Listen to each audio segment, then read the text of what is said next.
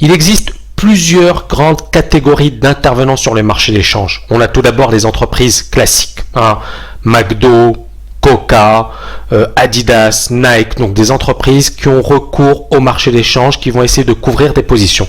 Nous avons ensuite les investisseurs, les spéculateurs. La distinction, elle est parfois pas évidente, mais les investisseurs, ce sont ceux qui investissent à long terme, horizon 3 ans, 4 ans, qui vont investir dans des pays, dans des entreprises et qui vont effectivement mobiliser le capital pendant une période assez longue, immobiliser le capital pendant une période assez longue. Les spéculateurs, quant à eux, n'ont pas d'état d'âme, c'est-à-dire que ça peut aller très vite. Ils peuvent effectivement jouer un mouvement sur une semaine, quelques jours, quelques mois, et puis effectivement aller sur un autre marché ou une autre destination. Enfin, on trouve les banques centrales et les États, les banques centrales qui sont, comme vous le savez, très très importantes sur le marché d'échange, puisqu'elles fixent les taux d'intérêt, elles vont également tenir certains discours, elles vont essayer de rassurer les opérateurs, elles vont essayer de se concerter à certains moments. Bref, elles ont un rôle et elles jouent un rôle très important sur le marché d'échange. Et les États, on l'a vu récemment avec la crise de la dette, mais également finalement l'importance comment dirais-je, la conjoncture, de la macroéconomie publique au niveau du marché d'échange. Grand 1, donc activité commerciale et flux d'investissement. Petit 1, les entreprises commerciales. Les entreprises commerciales, on les appelle également les hedgers. Hedgers au sens où on se protège, on se couvre. Pourquoi?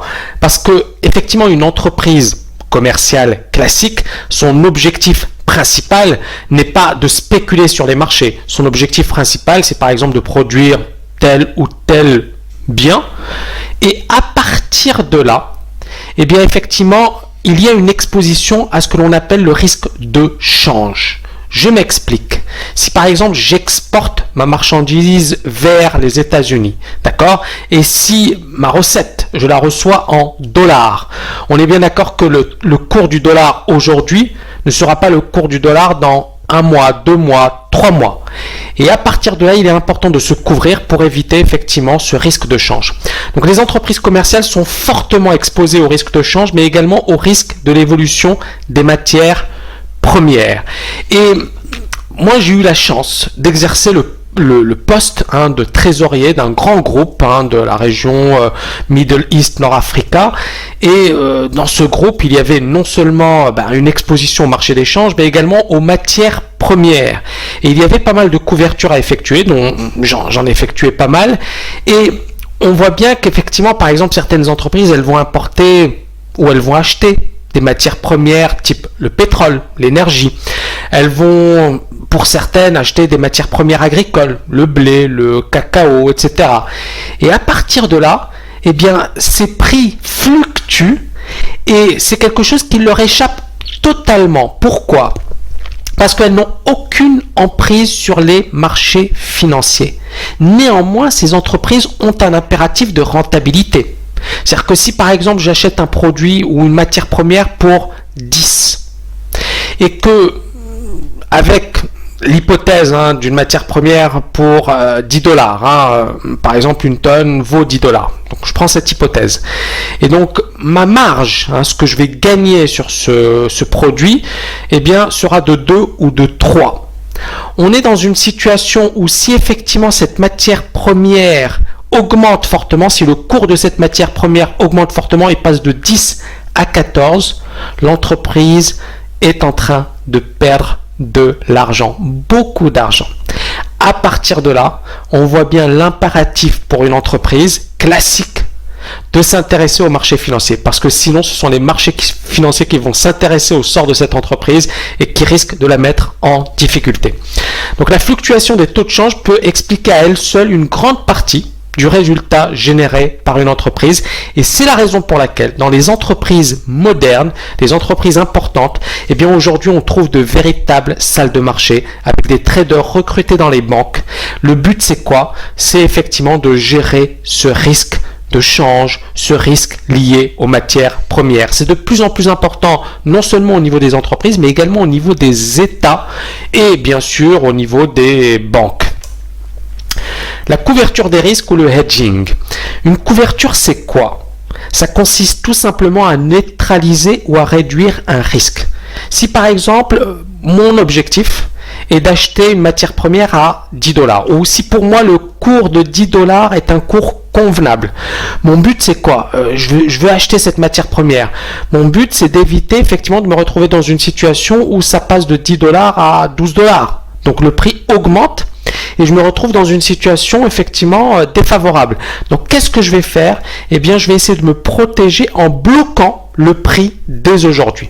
Donc sur le marché des changes, la couverture des risques, elle consiste tout simplement à s'assurer contre une évolution défavorable d'un taux de change. Donc je prends une assurance contre ce risque défavorable d'évolution du taux de change. Pourquoi se protéger?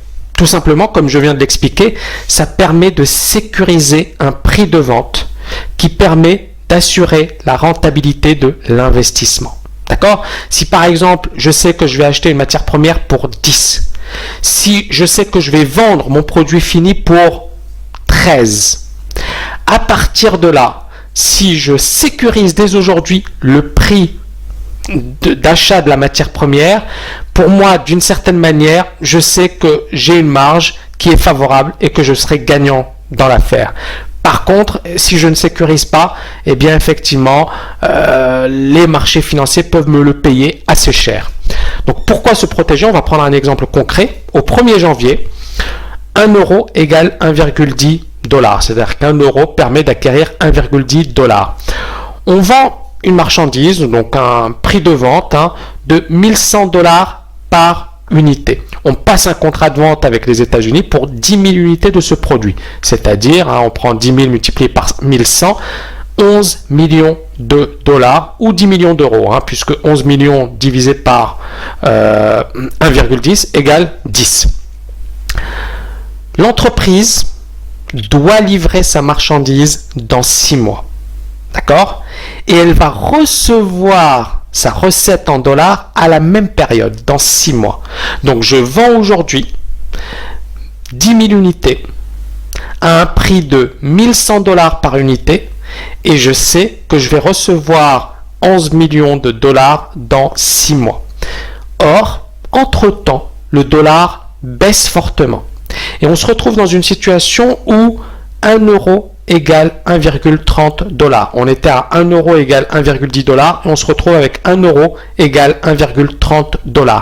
Et ici, l'entreprise, au lieu de recevoir ces 10 millions d'euros, qu'est-ce qu'elle va percevoir? Elle va recevoir 8,46 millions d'euros. C'est-à-dire un manque à gagner de 1,5 million d'euros, tout simplement parce que l'entreprise n'a pas couvert son risque. On voit l'importance pour une entreprise traditionnelle de se couvrir contre le risque de change.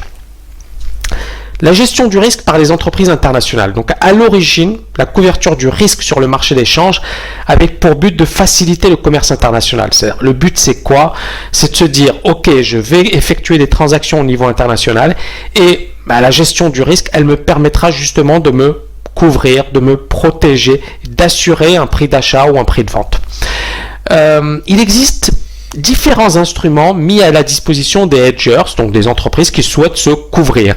Tout d'abord, on a les options, donc c'est une assurance, on paye une prime et effectivement, ça nous permet d'acheter ou de vendre tel ou tel produit à tel prix fixé à l'avance. Donc, on paye cette assurance, mais on est sûr de pouvoir acquérir le produit à tel prix. Et donc, l'assurance, c'est effectivement le fait de se dire, quoi qu'il arrive, je sais que j'ai un prix garanti. Ensuite, on a les contrats à terme, les forwards, qui sont effectivement des contrats passés auprès de banques. Donc, on a une date future et on va calculer un différentiel d'intérêt pour calculer justement le terme. Enfin, on a ce que l'on appelle les futurs sur devise, donc les contrats à terme sur un marché régulé. Ils fonctionnent assez bien, même si sur le marché des changes, ce sont plutôt les options, mais également les termes qui sont les plus répandus. Grand 2, les flux internationaux d'investissement. Donc, on est bien d'accord que le Forex, c'est un marché financier peu régulé. Pourquoi?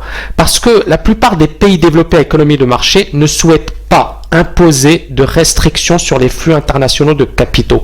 Pour des raisons évidentes, que ce soit sur le plan du commerce international, si on a des restrictions, eh bien ça va limiter le commerce international. Également au niveau de la dette, beaucoup de pays sont endettés auprès des marchés financiers internationaux. Et si du jour au lendemain on leur dit voilà, il y a des restrictions sur le marché d'échange, plus personne ne voudra prêter à la France, à la Grèce, à l'Espagne, etc.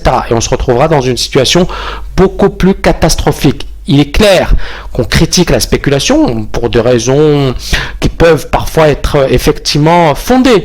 Néanmoins, on en a besoin et c'est le paradoxe. Donc le Forex est central car il permet un bon fonctionnement du marché des titres de créances internationaux, donc la dette, et du marché des actions également. Les entreprises qui souhaitent se développer à l'international peuvent émettre des actions et donc on a un recours au marché des changes. Il permet aux investisseurs d'obtenir la devise de la nation dans laquelle ils désirent investir. Les fusions et les acquisitions transnationales, ce que l'on appelle également communément chez les anglo-saxons Mergers and Acquisitions, les M&A, donc, et non M&Ms, les fusions et acquisitions. Donc, elles se font sur une base transnationale, c'est-à-dire qu'auparavant, on avait plus des marchés locaux. Une entreprise française allait racheter une autre entreprise française. Or, aujourd'hui, ça ne suffit pas. On est dans un marché mondial, on a un marché mondial, et donc les entreprises ne peuvent plus se contenter d'acquérir des entreprises locales. Et pour effectivement accéder à de nouveaux marchés, pour étendre leur part de marché, pour devenir beaucoup plus efficaces, elles sont obligées d'acquérir des entreprises à l'international. Et à partir de là, effectivement, ces entreprises vont recourir au marché d'échange et on a des montants assez importants en devises qui sont souvent nécessaires. D'accord? Les fusions-acquisitions, encore une fois, l'avantage, c'est quoi? C'est l'entreprise, elle peut soit se développer en interne.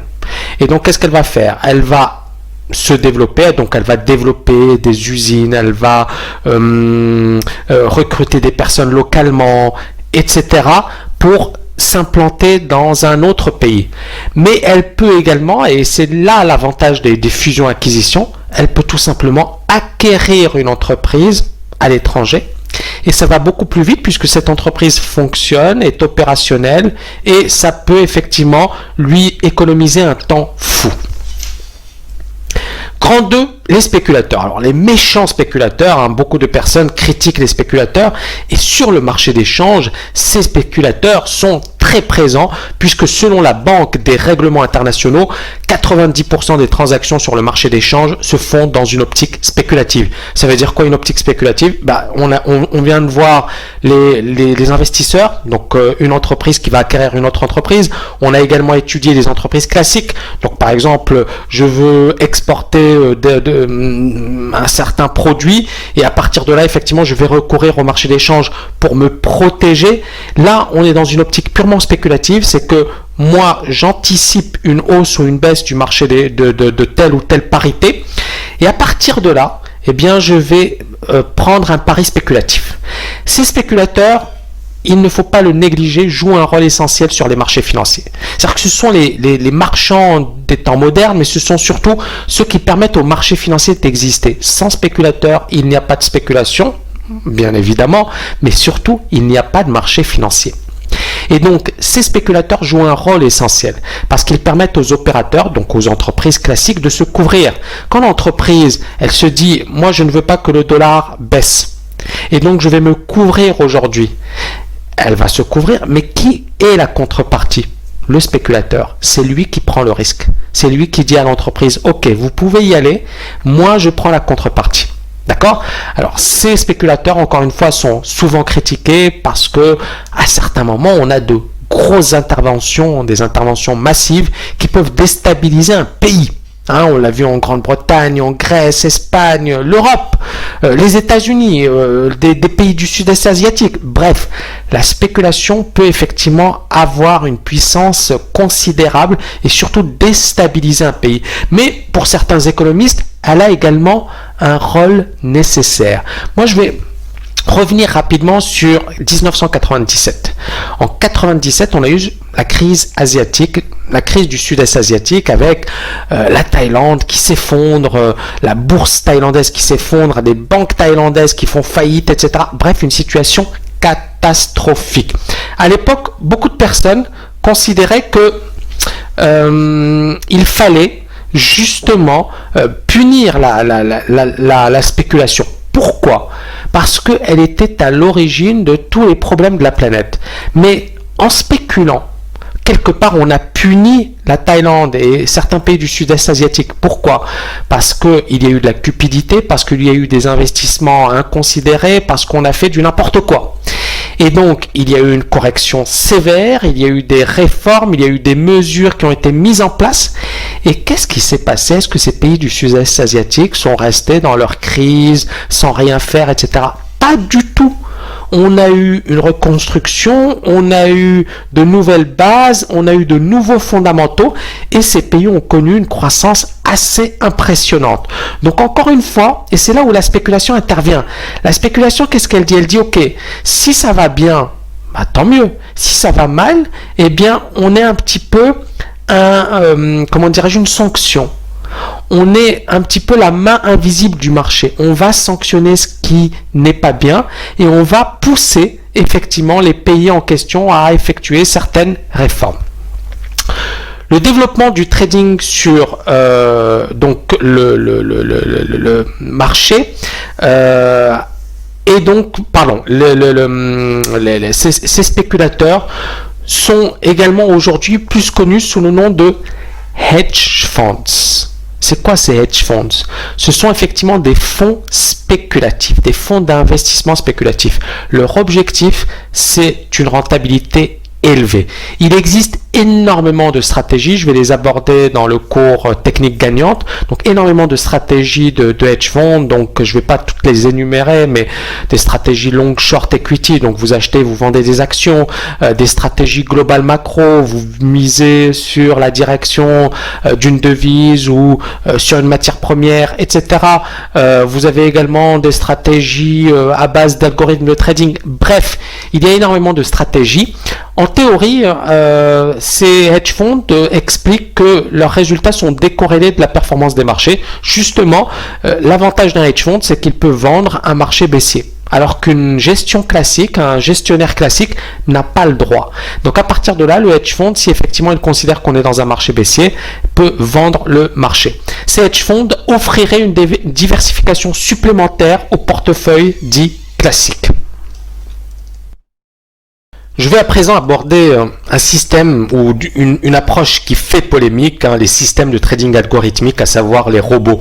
Pourquoi ça fait polémique? Parce qu'effectivement, on considère que ces robots biaisent le marché, qu'il n'y a plus d'intervention humaine, qu'ils ont un avantage démesuré. D'ailleurs, aux États-Unis, il y a effectivement pas mal de traders qui sont appelés à témoigner pour justement critiquer ces algorithmes. Bref, on parle même de régulation pour limiter l'impact ou l'importance de ces algorithmes parce qu'ils fausseraient la réalité du marché et créeraient un désavantage pour les autres. Donc, plusieurs hedge funds ont malgré tout adopté une approche purement quantitative des marchés financiers. Ça veut dire quoi? C'est-à-dire qu'ils ont développé effectivement des modèles, des systèmes qui leur permettent d'opérer automatiquement sur les marchés financiers.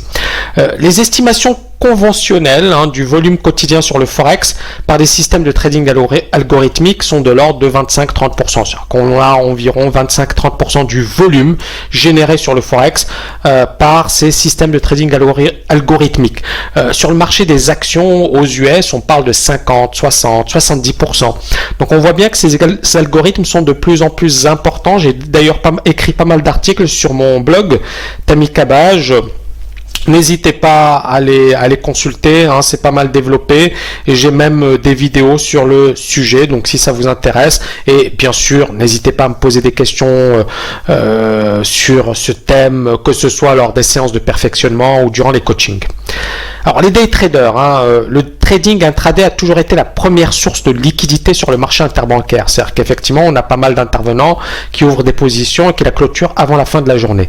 Et le développement du trading sur le Forex en ligne a propulsé les traders particuliers sur le Forex. On en a de plus en plus aujourd'hui et les volumes quotidiens tradés sur le Forex sont passés de 10 milliards de dollars en 2001 à 124 milliards de dollars, 10 milliards de dollars en 2001, 124 milliards de dollars en 2009, d'après une étude réalisée par Aite Group. On voit bien l'importance du trading en ligne. Ça s'explique encore une fois par la démocratisation du marché d'échange, des marchés en général, la possibilité pour un particulier d'accéder à des plateformes, d'accéder à des logiciels d'analyse technique, etc. Bref, il est possible aujourd'hui de trader bien plus qu'avant. Un particulier dispose des mêmes outils qu'un professionnel. Après, il y a effectivement le capital, il y a la discipline, la méthode, la psychologie. Grand 3, gouvernement et banque centrale. Alors, les gouvernements nationaux sont régulièrement actifs sur le Forex. Pourquoi? Parce que, par exemple, je ne sais pas, moi, l'État français veut se financer. Eh bien, on va intervenir sur le marché des changes, etc., pour réaliser des virements, gérer des réserves de change, etc. L'importance croissante de la gestion des réserves de change ces dernières années leur confère un rôle majeur. C'est quoi les réserves de change? Vous savez, un État, par exemple, il a, au niveau de sa banque centrale, il a effectivement, un État, par exemple, va effectuer donc des transactions avec d'autres pays. Ou alors, des entreprises ou des particuliers de ce pays vont effectuer des transactions avec des particuliers ou avec des entreprises d'autres pays. À partir de là, on a effectivement des sorties de devises et des rentrées de devises. Et ça crée d'une certaine manière des besoins ou des excédents. Et on est dans une situation où effectivement il faut prendre en compte l'éventualité d'un besoin. Et donc on a des réserves qui permettent de faire face à des imprévus. On peut également diversifier dans une optique investissement, rendement. Par exemple, on veut limiter la casse. Donc la Chine, par exemple, dans ses réserves de change, a non seulement du dollar, mais bien évidemment de l'euro, du yen et d'autres devises importantes. Gestion des réserves de change. Donc la gestion des réserves de change permet à un gouvernement national d'accroître ou d'investir ses réserves de devises. Ces réserves sont accumulées, encore une fois, via le commerce international. C'est-à-dire qu'effectivement, si on est un pays excédentaire, comme la Chine, eh bien on a pas mal de devises. Et à partir de là, on a des excédents. Et le dollar américain, historiquement, a toujours été la principale devise de réserve de la plupart des pays. Parce que le dollar, ça reste la monnaie de la première puissance de la planète. On l'étudiera juste après. Les données du Fonds monétaire international ont révélé en 2010 que le dollar US représentait 62% des réserves de change internationales contre 27% pour l'euro, 4% pour le yen japonais, 3% pour la livre. Donc on voit encore une fois la suprématie du dollar avec 62%, 27% pour l'euro. C'est quand même beaucoup plus faible. C'est un peu moins de la moitié que le dollar. Néanmoins, l'euro est aujourd'hui une monnaie de référence. Les trois devises les plus importantes après le dollar américain, donc bien sûr l'euro, le yen et la livre. Ces dernières années, comme vous le savez, les États-Unis ont vécu au-dessus de leurs moyens. Donc les ménages américains ont énormément consommé et d'une certaine manière, les États-Unis ont importé beaucoup plus qu'ils n'ont exporté. Et donc on s'est retrouvé dans une situation de déficit. Et ça a incité plusieurs gouvernements nationaux à ne pas investir que sur le dollar et à ne pas avoir dans leurs réserves de change que du dollar. Pourquoi? Parce qu'effectivement, il y a un risque que le dollar s'effondre, même si tout le monde n'en a pas besoin et ne le souhaite pas, ne le désire pas. Donc, plusieurs gouvernements nationaux ont cherché à diversifier leurs réserves et à se tourner vers d'autres devises majeures. Donc, encore une fois, l'euro, le yen et le GBP en l'occurrence. Le dollar américain n'est pas prêt de s'effondrer, comme je vous le disais précédemment, et personne ne le souhaite. Pourquoi? Tout simplement parce que c'est tout d'abord la monnaie de l'économie la plus puissante de la planète. Deuxièmement, les investisseurs institutionnels sont contraints de conserver un portefeuille équilibrés et diversifiés au niveau international et ils ne vont pas nécessairement sortir du marché américain ni se désinvestir du marché US. On va l'étudier tout à l'heure, dans un autre chapitre sur l'euro, on verra le rôle du dollar et pourquoi on l'appelle le roi dollar. La Banque des règlements internationaux, donc la BRI, c'est la banque centrale des banques centrales. C'est-à-dire que c'est une banque qui va prêter aux banques centrales. C'est une banque également qui agit en tant qu'autorité de régulation pour le système bancaire international. Donc, elle va établir des règles, etc. Et cette BRI, cette Banque des règlements internationaux, elle est alliée aux gouvernements nationaux et elle a établi les réglementations internationales, notamment BAL 1, BAL 2, etc. Et ces réglementations, elles portent sur les fonds propres des banques, c'est-à-dire qu'effectivement les banques sont obligées d'avoir tel ou tel pourcentage de tout ce qu'elles reçoivent bloqué en fonds propres pour éviter justement des situations de défiance des particuliers ou des entreprises à l'égard du système bancaire. Donc on cherche à sécuriser le système bancaire.